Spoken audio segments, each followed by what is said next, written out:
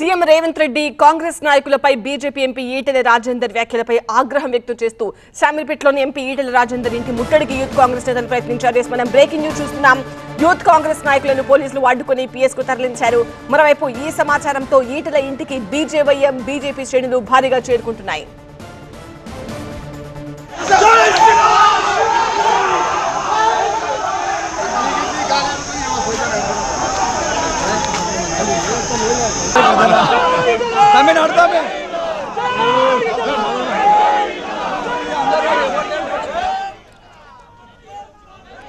ఎవరైనా ప్రజా సమస్యల కోసం పార్టీలు ప్రభుత్వ కార్యాలయాలు ముట్టడిస్తారని, కానీ ప్రజలు సమస్యలు చెప్పుకోవడానికి వచ్చే తన ఇంటిని రాజకీయ పార్టీలు ముట్టడించడం విడ్డూరమన్నారు ఈటెల.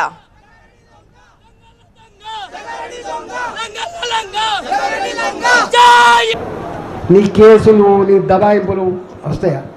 అసలు అయినా ఇప్పుడు నా ఇల్లు ముట్టడి ఎవరైనా చిన్నది ఇళ్ళని ముట్టడిస్తారా? కుటుంబాలు ఉంటాయి, భార్య పిల్లలు ఉంటారు. అక్కడ చూసినామా ఇంత అసలు ఇల్లు ముట్టడిచ్చే చూసినాం?